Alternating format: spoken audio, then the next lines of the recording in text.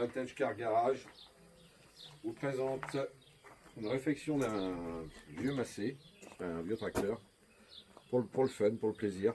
Donc c'est un tracteur que j'ai récupéré qui était dans les ronces. Alors, il s'agit du modèle, là j'ai la documentation, on trouve encore, c'est le tracteur Pony 811-812. Donc c'est un moteur essence. Il y a eu le modèle 820, mais lui c'était un modèle diesel, que je déconseille d'ailleurs parce qu'il est assez problématique au niveau de la maintenance. Là on part sur une base d'un moteur Simca. Alors, donc quand on l'a acheté, le moteur était complètement bloqué. Voilà. Le moteur était complètement bloqué, donc il était dans les ronces. Donc piston bloqué, enfin la totale quoi. Donc on l'a ramené et on l'a déculassé. Et également démonté le bas moteur. Également la partie cylindre pour pouvoir débloquer l'ensemble. Alors il faut savoir que donc là on l'a débloqué en laissant pendant une semaine du diluant, du nettoyant, du gasoil et également un peu de WD-40. Ça marche très bien aussi. Donc on a laissé pendant une huitaine de jours. Suite à ça, on a essayé de le débloquer avec la fameuse clé. Donc nous on n'avait pas, donc on a pris une ancienne manivelle de 4L qu'on a coupée et on a mis une rallonge avec une tige filetée pour pouvoir aller ici, aller surlever le broquin directement et pour pouvoir faire tourner les pistons. Donc les pistons, là-dessus on est sur un moteur, alors il y a eu deux types de moteurs, 1100 et 1200 cm3. Celui-ci, on va dire, c'est l'intermédiaire, ça serait un modèle 716 qui est importé des États-Unis parce qu'il est en 1300 cm3.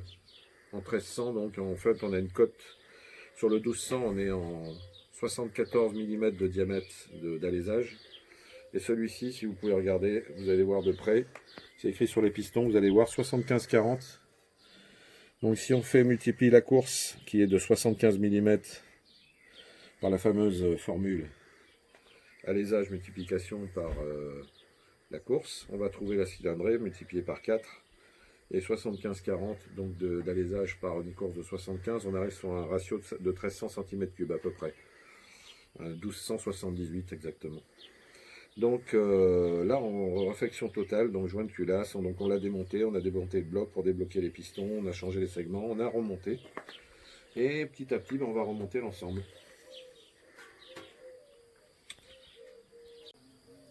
Donc alors sur ces modèles, les premiers moteurs, ils ont existé en deux versions, moteur Simca, le moteur de la Simca à ronde en fait, en 1200 cm3 et 1300. Et également moteur Peugeot 203, qui va bien aussi, le moteur essence toujours, et la seule version diesel étant le 820 en moteur bicylindre diesel. Donc ce qu'on a fait sur ce tracteur en plus, on a revu la partie essence, donc parce qu'on avait donc un coude rigide en cuivre, donc on l'a supprimé, on a mis un souple avec un système de filtrage ici traditionnel des anciens tracteurs avec un filtre intégré, pompe à essence classique. Donc il y a la membrane bien sûr qui a été changée parce que les membranes souvent se craquellent et donc on aspire de l'air et plus de l'essence. Et on va repartir, donc après on va brancher, cette durite va disparaître parce qu'elle a fait son temps. Il faut savoir que ce tracteur a resté 22 ans sans tourner. Quand on l'a récupéré, ça faisait 22 ans qu'il était dans les ronces.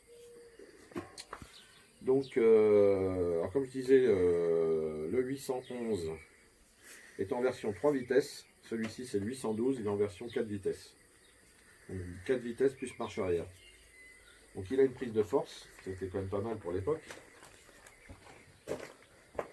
Il a une prise de force qui est ici, qui est cachée par un cache, là, avec 3 boulons, qu'on peut enlever. Mettre un manchon spécial du nouveau diamètre, parce qu'aujourd'hui, c'est des diamètres qui sont un peu plus supérieurs. Donc il y a un manchon en alu qui se met sur les anciennes dents cannelées pour avoir style gyrobroyeur, des choses comme ça. il faut mettre cet adaptateur qui s'enquille sur l'arbre de sortie de pont. Donc prise de force, comme on dit, hein, prise de force. Ceci en plus était pas mal parce qu'à l'époque ils avaient, pour battre le blé, ils avaient ce qu'on appelle à côté du tracteur une batteuse. C'est une batteuse qui marchait avec un système de courroie qui était entraîné par le moteur du tracteur. Donc il se mettait en première ou en deuxième. Et il mettait uniquement sur la sortie, il basculait ici sur le pont et ça faisait tourner cette poulie, donc qui était reliée à la batteuse par une grosse courroie. Et avec ça, il faisait le battage du blé. Donc c'était sympathique parce que ce tracteur en fait il servait pour pas mal de choses. Il servait pour tracter, il servait pour labourer, parce que du coup on peut mettre ici des lames, double lame ici. Mon double lame il a du mal à tirer, hein, mais faut le faire en mode simple lame.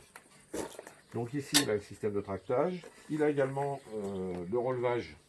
Alors les anciens relevages là-dessus, on peut mettre ici une benne pour relever, ou autre chose, on peut mettre un tamis, on peut mettre ce qu'on veut. On peut mettre un gyrobroyeur. Les anciens relevages étaient ici. C'est un système à main, assez archaïque, avec une poignée, pour passer de cran à cran, pour descendre et monter. Alors c'était assez rébarbatif, c'est-à-dire que le soir, il se passait quoi, on avait souvent mal aux épaules, parce qu'avec la charge qu'il y avait derrière, ça, il faut vachement de force si on a un gyrobroyeur qui est derrière.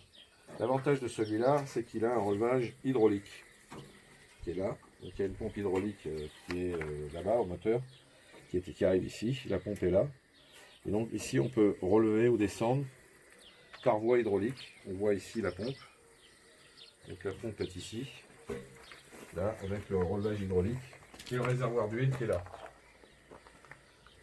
Voilà, le réservoir d'huile ici, donc c'est de l'huile rouge, hein, c'est de la Dextron, hein, hydraulique.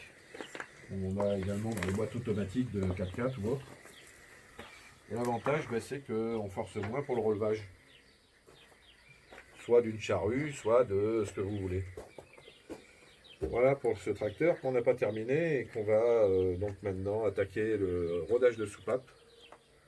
On a déculassé, on va mettre un joint de culasse renforcé, donc en inox, avec des cerclages en inox, pour éviter à la détonation le cassage du joint de culasse tout simplement, et éviter que l'eau se mélange à l'huile. Donc on va aller voir la culasse et attaquer le rodage de soupape. Donc nous revoilà pour la suite donc des événements donc, avec la culasse et le rodage de soupape donc qu'on a attaqué. Donc la culasse est ici. Donc c'est la culasse du 1300, moteur Simca. Alors, il est estampillé là sur la pipe d'échappement MH, qui voulait dire tout simplement Massey Harris. Massey s'étant associé avec Harris. Voilà pourquoi il y a le logo, on retrouve le logo ici. Mais la base du moteur, c'est un Simca. Simca de base, c'est Simca à ronde, pour à peu près situer. Donc là, on a attaqué réfection complète à l'intérieur. Je vous dis pas ce qu'on a sorti comme produit bloqué à l'intérieur, du calcaire, enfin un peu de tout. On a tout nettoyé, tout passé au fréon. Et là maintenant, on s'attaque au rodage de soupape. Donc on a pour ça les soupapes qui sont démontées. On les a bien sûr répertoriées. Hein. Ici là numéro 1, numéro 4 avec les admissions et les échappements pour éviter d'inverser. Et donc on utilise tout simplement de la pâte, c'est de la pâte à rôder. Hein. Qu'on trouve encore dans les magasins shop vintage, tout ce qui est ancienne moto, anciens véhicules, que ce soit voiture ou voire même camion. Donc l'avantage c'est que là on a plusieurs grains de cette pâte. On a le grain de première attaque, c'est le gros grain, celui-ci, et on a le deuxième qui est là, qui est un grain plus fin pour la finition. Alors ça permet quoi? Mais ça permet de retrouver donc la fermeture totale de chaque cylindre par les soupapes, admission, échappement. On n'ait aucune perte dans la chambre de combustion. Alors par contre, ce qu'il faut savoir, c'est que quand vous faites ça, il faut impérativement, si vous faites le haut moteur, il faut refaire le bas. Parce que si vous faites le haut moteur sans refaire le bas, généralement, après, ça va peut-être poser des problèmes au niveau d'avoir des jeux sur les bielles. Si vous, alors, il faut refaire le bas. Quand je dis refaire le bas, c'est changer coussinet de bielle, coussinet de palier sur le vilebrequin.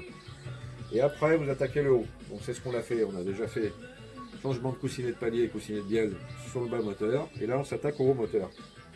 Donc avec un joint renforcé en inox là-bas. Là, vous avez l'arbre à cam, les pièces tiges d'arbre à cam, etc. qu'on a répertoriées, les ressorts, les soupapes. Donc là, j'en ai remonté quelques-unes avec de la pâte. Et on va tout simplement faire du rodage de soupape.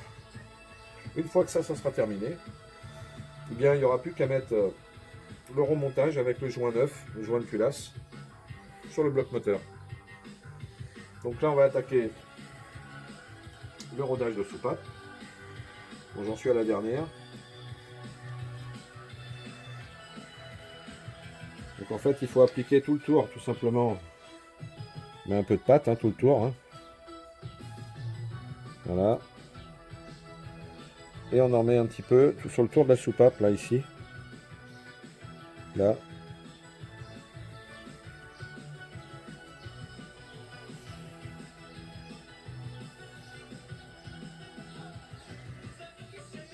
Voilà. Et ensuite, donc ne pas oublier de mettre de l'huile sur la tige quand vous allez roder. Parce que là, il faut éviter les rayures pour les guides de soupape. Sinon, les guides de soupape vont se flinguer. Donc moi, ce que je fais, je mets un petit peu d'huile dégrippant sur la tige. Un petit filet. Et j'enquille ça dans mon guide de soupape. Tac, voilà. Alors, sur certaines soupapes, vous pouvez voir qu'il y a ici, c'est l'avantage des moteurs Simca. Ils n'étaient pas bêtes parce que sur les soupapes qui sont marquées Simca d'ailleurs, il y a des traits. Alors celles-là, on peut les faire à la main avec un tournevis. Par contre, les autres, comme j'ai un diamètre trop petit par rapport à une ventouse, je vais les roder par le haut. Tout simplement, par le haut de la queue de soupape, en mettant un protège sur voilà, sur un outil. Donc la suite des événements, Vintage Car Garage, 3e. Alors là, rodage de soupape, donc on en est à la fin, quasiment. On a rodé toutes les premières. Et donc la technique est simple. Donc il suffit de prendre de la pâte, de remettre autour de la soupape, et ensuite on vient sur ces soupapes là. C'est pratique parce que sur les Simca, c'est un moteur de base Massey Harris, mais moteur Simca, hein, acheté par le groupe Simca à l'époque. Sur les soupapes, ils mettaient une fente. Alors c'était assez pratique. Pour faire le rodage de soupape, il suffisait de mettre un tournevis, de la pâte, et on faisait comme ça. Donc on tourne. Voilà. Alors il y a une autre méthode qui est un peu plus rapide. Parce que là c'est la méthode archaïque. La méthode un peu plus rapide, mais il ne faut pas insister lourdement. Il faut carrément couper un bout de tournevis. Vous enfilez ça dans une perceuse et à vitesse basse, avec un variomatique, vous baissez la vitesse au minimum et vous tournez doucement, marche avant, à peu près, allez, 30 secondes, marche avant, marche arrière, idem. Et après, un petit coup de 15 secondes, marche avant et basta, votre rodage de soupape il est fait. Donc voilà, donc le but de la manœuvre c'est quoi? C'est qu'on ait une étanchéité parfaite dans la zone de combustion, de façon qu'il n'y ait pas de perte de compression. Donc voilà, donc maintenant il ne nous reste plus qu'à remonter le joint de culasse inox qui est là-bas. Avec, donc nous, moi je rajoute en plus pour éviter l'avantage de ces joints inox, ils sont un peu plus chers que les autres, mais on peut les remonter. Si on ne serre pas trop comme un bourrin la culasse, ici en l'occurrence c'est de l'ordre de, c'est pas tellement serré fort, hein, c'est de l'ordre de 9 kg à peu près. On peut les redémonter à condition de mettre une pâte Loctite. Enfin moi je mets de la, c'est une pâte spécifique, hein, donc peu importe, bon bien sûr j'ai dit la marque, mais il en existe d'autres. Et l'avantage de cette pâte c'est de combler la moindre éraflure sur la culasse. Bon là celle-ci on l'a resurfacée. Mais si toutefois vous avez une culasse qui est pas tellement terrible, vous pouvez mettre cette pâte recto verso sur le joint de culasse que vous posez. Alors c'est une pâte qui résiste à 300 degrés, donc normalement ça bouge pas. Et ça va colmater, coller complètement le joint de culasse. Bon, c'est pas de la rouge ou de la bleue, hein, de la marque que je viens de citer tout à l'heure. Ça va pas coller le jour où vous redémontez, vous pourrez redémonter la culasse, ça va pas la souder au bloc, quoique ça peut arriver. Sur une haute température, mais bon, là en l'occurrence, le moteur n'excède pas 200 degrés, ou alors à 200 degrés déjà, la culasse elle est vrillée. Elle est bonne à foutre à la casse. Donc voilà, donc là maintenant il nous reste à faire quoi? Remonter le joint de culasse sur le bloc moteur et ça sera la suite des événements.